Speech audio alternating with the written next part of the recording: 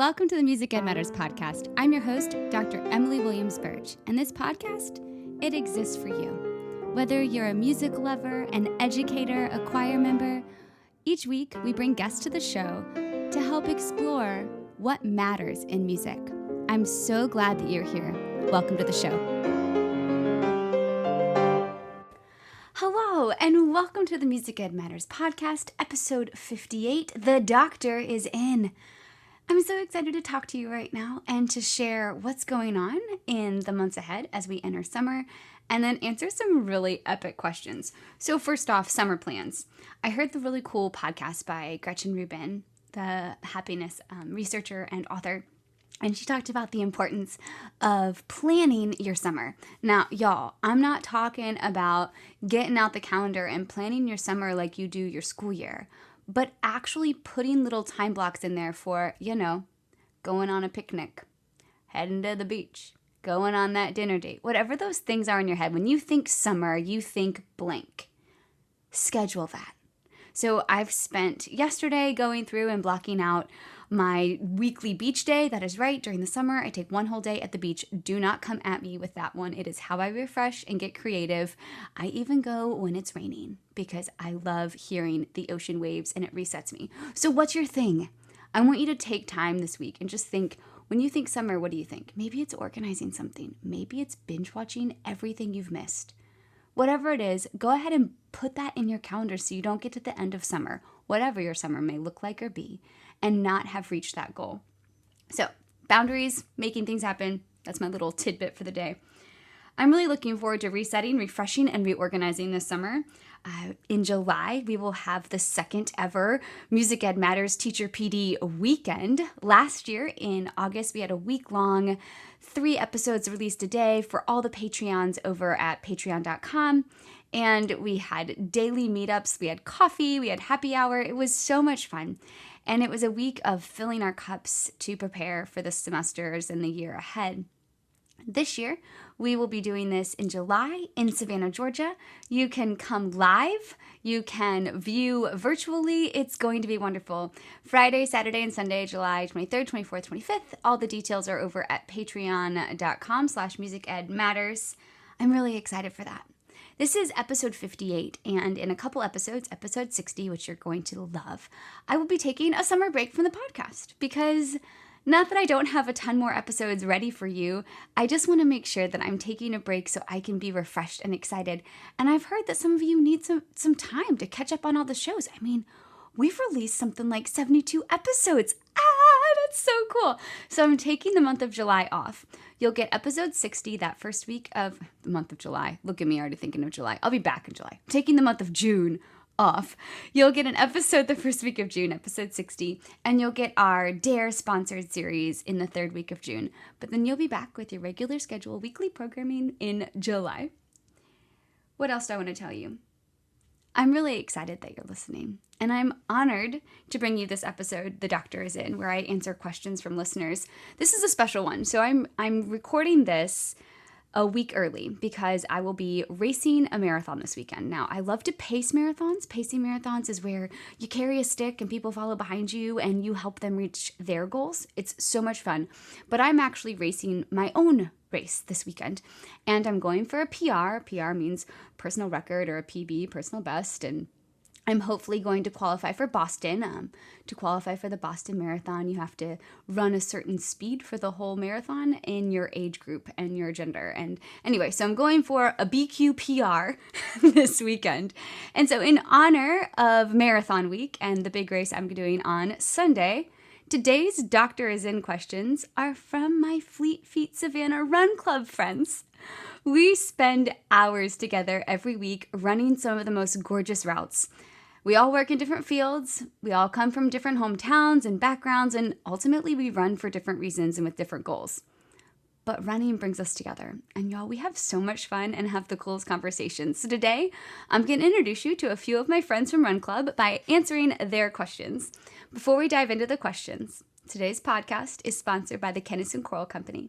as you are thinking about everything you'll be doing next year music-wise, make sure you check out their rehearsal calculator and all of their amazing resources. You can quickly access their things if you go to emilyburch.org/sponsors and click the KCC logo. I am so thankful for the support and the love of Charlie and Carrie Kinnison. You all, they are the coolest people to work with, and I am so thankful that they are helping support this so I can bring you episodes. It's going to be so great. All right, here we go. Question number 1. So my friend Theo is asking a series of questions. Theo works in the medical field. He has a couple children. One is super musical. And so I knew Theo was going to have some good questions here. So Theo's first question: what does it mean if a song is in the key of something, like the key of C? Great question. Definitely something that we've been asked before, but really when I think of key, I think of organization. Now, how music is organized is different in every culture. I'm going to give this answer to you in Western musical cultures because that's what we are. So the key is an organizational structure. It's how all the notes that are going to form the melody or the harmony are organized.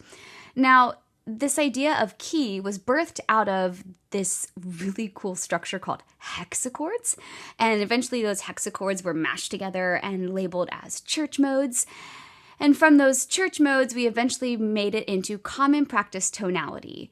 And that became the common way to compose and organize the harmonies and the melodies in the 1700s. And that's why our ears hear things in the way that we hear them. You know if something is in a major key or a minor key. If someone is singing in the same key as the instruments or the piano is playing, like you all heard that really bad version of the national anthem a few months ago that went super viral. I think it was one of the conventions. Holy smokes, I think everyone knew that it was not in the same key as the singer and the accompaniment, or that she even stayed in, I don't even think there was an accompaniment. I think she changed keys while singing. It meant she changed organizational structures of the notes that she was using for the melody. She was hopping between organizational structures. Anyway, I digress. So we use keys to organize our melodies and our harmonies, but in places like India, they have hundreds of these things called raga.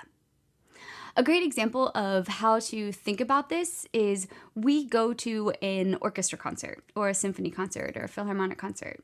And let's say you bring a friend who's visiting from another country. And at the end of the concert, you ask your friend, hey, what was your favorite part? And they say they're not from a Western culture. So they say, oh, the beginning when there was all this noise. And you're like, when they were tuning? And your friend, yeah, that was the most beautiful thing. Because that's a different ear culture, whereas your favorite thing might have been the really organized Beethoven sonata or something. So the key, how the melody and the harmonies are organized. That is Theo's first question. Also a Theo question. So we know there's bass clef and treble clef and a middle C. Good job, Theo, on knowing your middle C. Are there any other clefs? And the answer is a resounding yes, there are other clefs. Alto and tenor are the other two. The interesting thing about clefs and middle C is that they circle what's going to be considered the C. Like the alto and tenor clef, they will kind of have these little curly cues. If you're watching this on YouTube, you see me using my fingers. They have these curly cues and it points to the line or space that will be the C, the middle C. So what does that mean? Well, treble clef, if you look at a treble clef sign, it circles around the line G, which is why middle C is where it is. And if you look at the bass clef, it has these two lines that point you to the line F also. You're starting to see how those two line up. Well, alto clef is often called viola clef. Sometimes it's called C clef, but so is tenor clef, so that's confusing. And that is because the middle line of the staff is the note C. And so the viola and the alto trombone are generally the only instruments that use this alto clef, but you'll see that it's pointing to that space right there on the clef. Let's talk about tenor clef, another type of C clef. However, it's on the fourth line from the bottom. So C is actually moved up a third from where it was on the alto clef. I know a lot of words, but it's still not a very common clef. It's used for the upper ranges of bassoon, cello, euphonium, sometimes double bass, and trombone. One of my favorite classes in my doctorate was an orchestral score reading class. I would be given an orchestral score, like an open score with all of the instruments on one page. And all these instruments and all these different clefs, mind you. And then I'd have to read all of them at the same time and realize it on piano. It was so hard, but oh, so much fun. So yes, Theo, there is bass clef, treble clef, alto clef, and tenor clef. And there's apps. If you want to learn how to read alto and tenor clef, there are some really fun game apps. Yes, that's me. Okay, final one from Theo. What is perfect pitch? And how is that different from pitch perfect? I know Theo always has to throw in some type of dad joke, so thanks for the dad joke, Theo. So perfect pitch versus Pitch Perfect, the movie, although it was filmed at LSU, which is kind of a cool factoid. And you do have to have really good tuning and intonation to rock those a cappella songs. But let's go back to perfect pitch. Perfect pitch is the ability without any type of reference, whether that's a tuning fork or a pitch pipe or a piano or another instrument. Perfect pitch is without any reference, you're able to hear a note and say what it is. I do not have perfect pitch, otherwise I would demonstrate. Relative pitch is when you can find a pitch based on knowing another note, or after singing or playing for so long, you know about where that note is in your personal instrument. So very few people have perfect pitch, although research says there are more people with perfect pitch today than hundreds of years ago. Rumor has it that Mozart had perfect pitch, and that was why he was such a child genius. Who knows? But a lot of people do develop relative pitch. It's one of those really good reasons to start ingraining music in your life very early on. So Theo, thank you so much for those 3 questions. Moving on to our next one, my friend Abby. Abby is an awesome runner. She is just so much fun to talk to. She is from the UK and I taught one of her children at some point, and just a great runner friend. She asks, there is regular dyslexia, and they say now that there is potentially math dyslexia. Is there such thing as music dyslexia, as I can't read music, and I had music lessons at school when I was 8 through 14, and I could never understand it? Great question, Abby. There has been quite a few research studies to see if there is a correlation between dyslexia and music dyslexia. Nothing has been conclusive because of the way the music stacks, but there have been some studies that show there can potentially be some overlap of confusion as you're learning to decode the music. I think the important thing here is talking about how music itself is learning a foreign language. And so there are tons of different techniques and methods and ways to learn and master a foreign language. So my question would be, how did you learn when you were 8 to 14? Was it presented in a way that was scaffolded or broken down in steps that was manageable? Or was it rote memorization, like just memorize where all these things go? Because I think that so often people are frustrated by how long it takes, just like when you're learning a foreign language, to build the vocabulary. It takes so much time to say, okay, treble clef, second space, F-A, that's an A. Okay, great. Where's that on my piano? Or where is that on my clarinet? So there is so many steps in the decoding process. So I bet that if we sat down and did some awesome reading together, it would take time, but you could probably read it. It's just the way that you are taught to decode it. And I think that's why the research into sequencing and scaffolding, learning how to read music, whether you're teaching elementary school or middle school or high school or adult choir or whatever other thing you are into, there is so many interesting things out there to learn. But to answer your question, Abby, the research has been done and nothing has been conclusive. But I would love to help you, so be warned. I have a whole bunch of little musical ideas in my mind for our next run. Don't say I didn't tell you. The next series of questions comes from 2 of the guys in the group. The first one is from Darren. Darren is a massage therapist. He is the bomb, and he is super nerdy about how all the muscles and tendons work to make your run better. And Darren, I am so excited to nerd out on your question. Your question is there a correlation between BPM and pace, or is it different for everyone? This is a great question. So beats per minute of each song and pace. Everybody runs a different pace, and a lot of times, this is not a musical answer, but this is a fitness answer. A lot of times your pace is based on your aerobic capacity. Aerobic capacity is it's related to your age and your fitness ability. It's about 80% of your max. So when you're sprinting or doing a HIIT workout, that's your anaerobic. And your anaerobic, it basically depletes your body of oxygen, which is why you get that like, oh my God, I'm gonna die feeling. You're not. You'll pass out first, by the way. Thanks, Kimmy, for teaching us all that.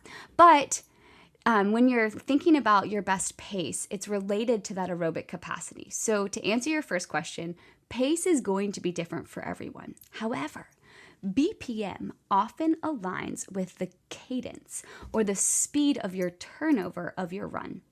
So BPM and cadence are a great thing to think about when you're planning your playlists or creating music for your runs. The quote perfect cadence, according to the running research, is 180 strides per minute. And this has to do with like your arm carriage and how your foot falls and your exact running gait. So your cadence really could be anywhere in that range.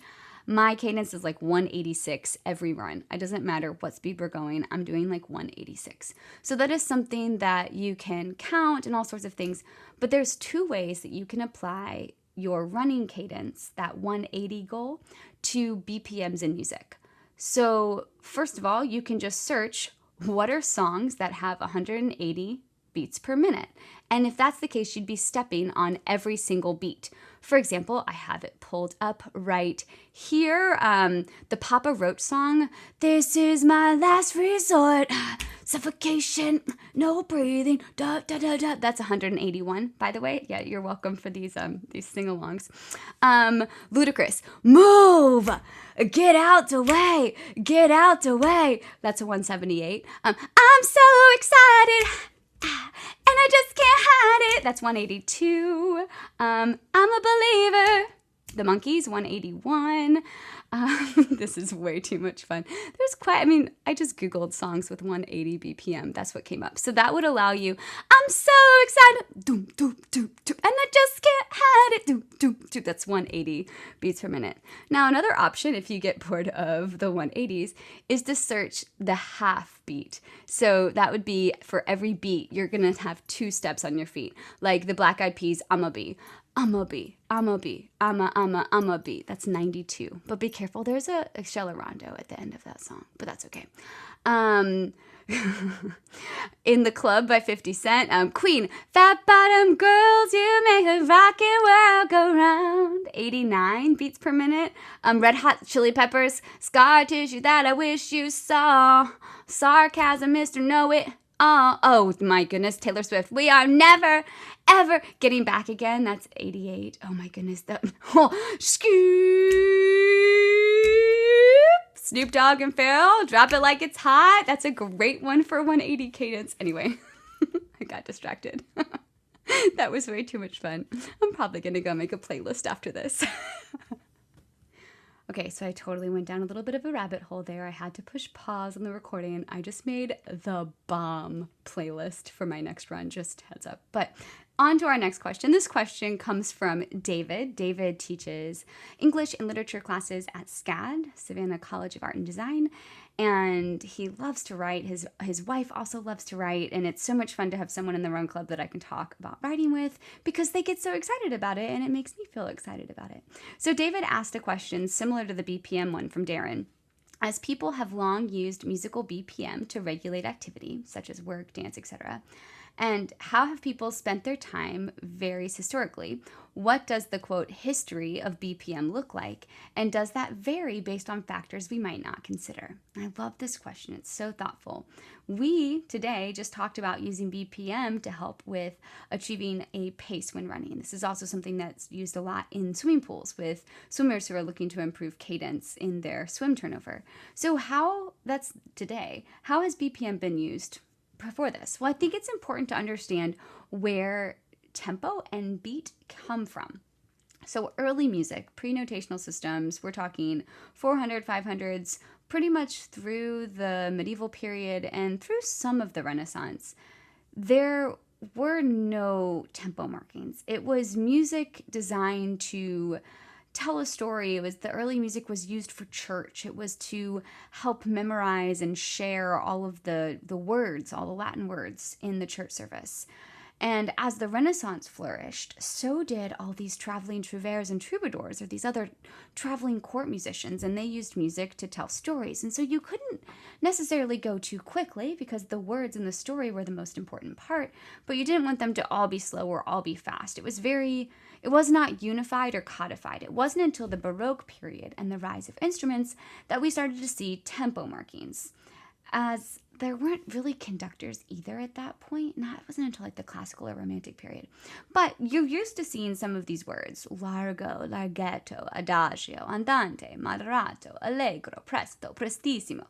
Yes, I know they're all Italian, but that's because that was the epicenter of opera and so much music at the time when these words were being established as part of the establishment. And so to put a relationship to it, which came much later, because here's the other thing.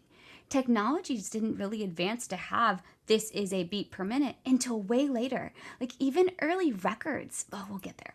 But for example, largo is about 40 to 60 BPMs, or like our prior conversation, your andante or walking speed is 76 to 108. So if you're looking for that 90-ish perfect cadence, you're looking for music that's kind of andante, versus if you're looking for that 180, you're going to be presto, which is in that 168 to 200. But those numbers, the BPMs, didn't relate to the actual tempos until later. Yes, in the Baroque period, tempo was more quantified, but it wasn't really varied at all. It extended out of the Renaissance, and it was tied to emotion or movement. So just like David said earlier, the BPM was there to help an emotion be felt, or a feeling be felt, or to do some type of job or task, like weaving or washing or yard work. In the classical period, form and how music was structured reigned supreme. So there were rules about what tempos you could do. And there was kind of this unspoken, everything would be fast, slow, fast, slow. Like think of a symphony or sonata. The opening sonata allegro movement is fast, slow, fast. It's the typical progression. But by the Romantic period, composers were getting wild, and they would use huge dynamic contrast and ginormous tempo contrast, and they would have songs with different tempos in it. That was unheard of before, and it made things dramatic and emotional. And as we head into the modern era and the rise of pop culture and the rise of the teenager, among other things, BPM becomes important to the record players. Now here's where technology comes back. Record players weren't all at the same speed of turning. There wasn't a good enough technology system that you knew every record player would have the same speed of play. And so that was a lot of the early conversations in the quality of sound.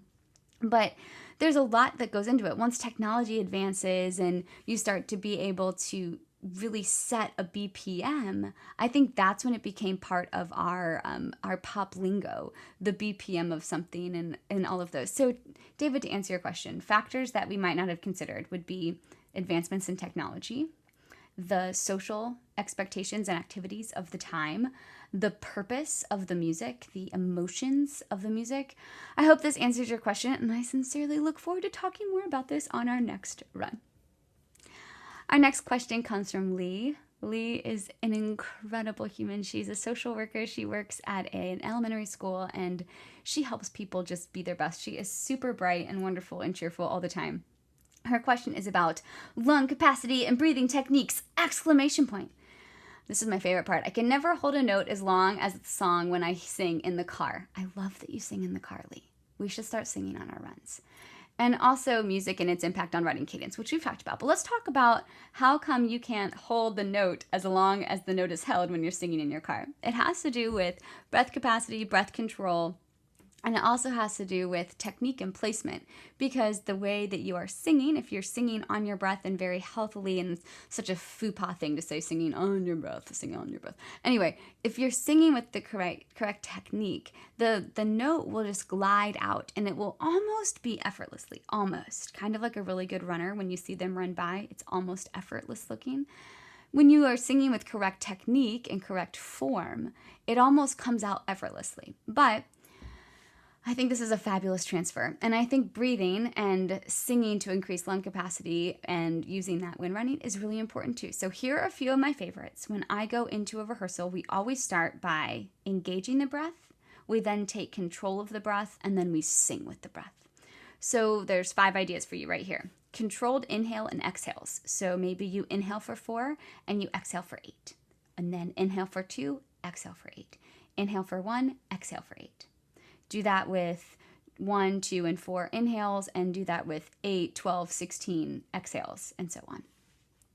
Number 2, sustained exhales. This is where you have leaky tires or snakes, and you inhale, you hold for a second, get it suspended, and then you leaky tire. It's for a certain number of beats or as long as you can go, seeing if you can get longer and longer. I'm going to borrow this one from my friend Ryan Main. You'll see him on the podcast coming up in July. He does this thing called paper airplanes, where you point to where you're going to shoot the paper airplane, lean back, inhale, and shoot the paper airplane. And it's this really warm air. And I think the different cold and warm air things is really important for starting to engage and control your breath. Same with fogging up windows or blowing out candles. You can fog up a small window, or you can fog up a bigger window, or a full-length mirror, fog the whole thing up, and then you can blow out candles. Short breaths versus long, warm breaths. And then finally, it is fun to use the technique on songs. For example, on Happy Birthday, see if you can do it in one breath, do various tempos, but use the technique on a variety of songs and words. So Lee, I love that you're thinking about lung capacity and breathing techniques. Swimming is also a really great way to work on your anaerobic capacity, anaerobic being how you are able to build lung capacity. So I hope this helped with your question. Our next question comes from Dean. Dean works with helicopters and managing people and schedules over at one of our local military bases, and he is a fantastic runner and motivator and coach. And his question cracks me up. I'm going to read it verbatim. How in the hell was music during the Avant-Garde era even considered music? I still don't understand how John Cage's Water Walk, or 4 minutes and 33 seconds, could get someone so famous. Ha, ha, ha. Dean, thank you for this awesome question. Can I first just say, yes, that you know who John Cage is, and woo, that you can state 2 of his pieces, and you were able to talk about Avant-Garde era. You must have had a really good music appreciation teacher at some point in your career. So this was one of my all-time favorite classes in grad school as well. I know I say that about all the classes, but it is pretty much true. It's a really interesting story. To understand this music and why it sounds the way it does, you have to understand the social world of the time and the huge divide between classical and pop music and where it came from and why these guys were making music in this way. Before I dive in, make sure you go listen to Steve Reich's Electric Counterpoint. Very similar time frame, but OMG, Steve Reich, Electric Counterpoint, one of my favorite jams. Anyway, why avant-garde music? Well, there is, first of all, a difference between experimental music and avant-garde music. Now, experimental music is kind of what Cage was doing as he was walking down and doing the water music thing. Avant-garde music is considered to be at the forefront of innovation. Avant-garde itself implies something that's a rejection of the status quo. It's deliberately challenging and alienating the audience. Avant-garde music may be distinguished from experimental music because it goes against tradition. Experimental music is like an extreme position. It's just avant-garde is the extreme position, and experimental music goes against the tradition. So that's kind of, avant-garde is like the cutting edge, but still kind of in tradition, and experimental is like, yeah, we're over here bunking the system. The other thing you have to know is the politics of the time. In a historical sense, a lot of musicologists have used the term avant-garde for the compositions that came after Anton Webern. Now, Webern is the one who developed this whole different type of singing system, and it was kind of challenging the keys that we talked about earlier in this episode, answering Theo's question. There was this movement to kind of sound different, and as they were working to sound different, it became a little more experimental, and it was almost a rejection of tonality, a rejection of the main tradition. So Cage's Avant-Garde 433, written in 52 and all that, it has no instruments played. You sit down at the piano, you close the piano lid, and you start a timer for 4 minutes and 33 seconds. The idea being that any music that is happening, any sound happening in that space for those 4 minutes and 33 seconds, that's the music. that was what the whole point was. It's more like this is more the argument of what is music, what is not music. Now, to get confusing again, although some modernist music is also avant-garde, there's going to be some differences between the two. For example, Claude Debussy could have been considered an avant-garde in their earlier works.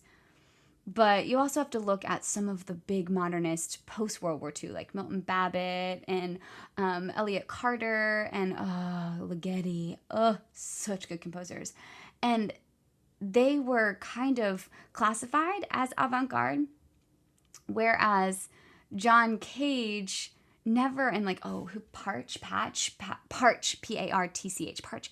Like Cage and Parch, they never really made it into mainstream. They kind of always stayed on the edge of avant-garde. They were always on the fray, trying to create new sounds and new ideas. Whereas people like Ligeti, so good. They eventually made it into the mainstream.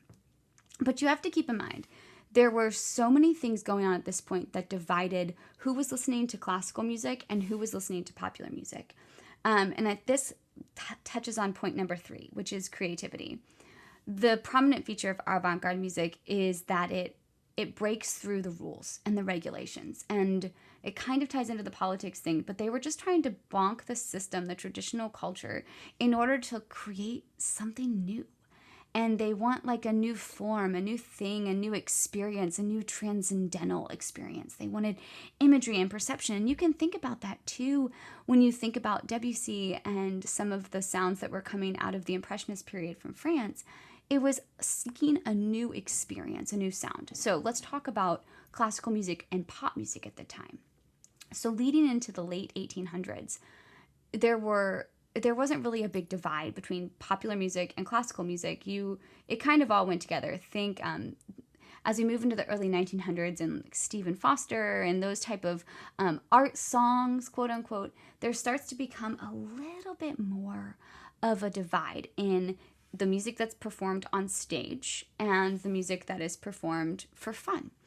And that kind of continues to divide, especially after the First World War, because up to that point, everything was just getting bigger and bigger and bigger and bigger, the maximalist approach. The orchestras were bigger, the choirs were bigger. It was like an extension of the Romantic period, just bigger, bigger, louder, louder, more and more. After World War I, those type of performing forces weren't possible. So part of the creativity on the concert stage, you had to see what was around that you could even compose for or with. And so that was the first thing. But at the same time, these composers were now abandoning the beauty. They were going against the tradition that they had grown up with, all that romantic to the maximum tradition.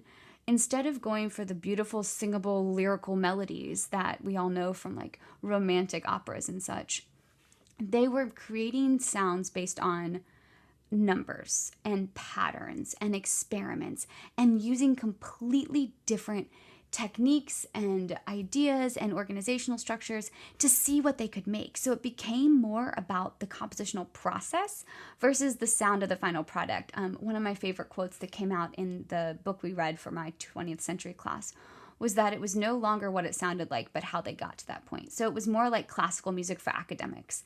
And because it got harder and harder to listen to, there was a bigger and bigger divide. Now, all of this to say, you might not like John Cage and you might think all that avant-garde music is crazy, but you wouldn't have had the Beatles' Revolver album without it. So if you think about it, at the end of the Revolver album, Tomorrow Never Knows, there are so many crossovers from what's going on in the experimental avant-garde electronic world that the Beatles take and they mix it with all of the things they were experimenting with at the time and put it in Tomorrow Never Knows. So there's that part when you listen that sounds like seagulls and it's actually a lick on the guitar played backwards and sped up. And there's this really cool like sound of the singing where it's coming in and out, and that's because they literally hung him on a cord and spun him around. That's experimental.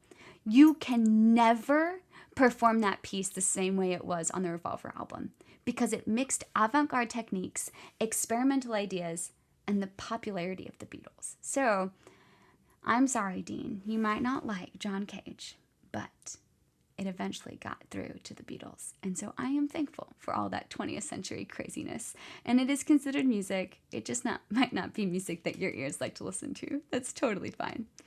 All right, and for our last couple of questions, my bestie running friend Kimmy asked 2 fantastic questions that I had to do quite a bit of digging to find the answers to.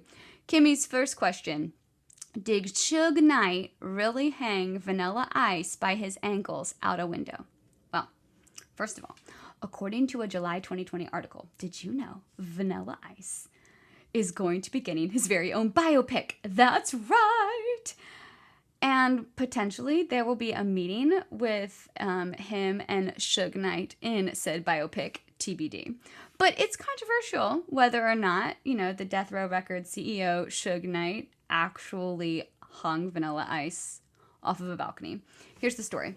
In 1996, it was reported that Vanilla Ice had a not-so-pleasant run-in with the music executive, which ended in the rapper being hung by his ankles over a balcony in Los Angeles. Now, fast forward. During a 2017 interview on a radio show, the rapper addressed the rumors, claiming that it, quote, never happened. He explained to the host that, quote, I sat there and talked on the balcony. That's where they polished up the story. All of a sudden, now they polish it up like he's hanging me over and changes like, come on, he's hanging me by my feet or something.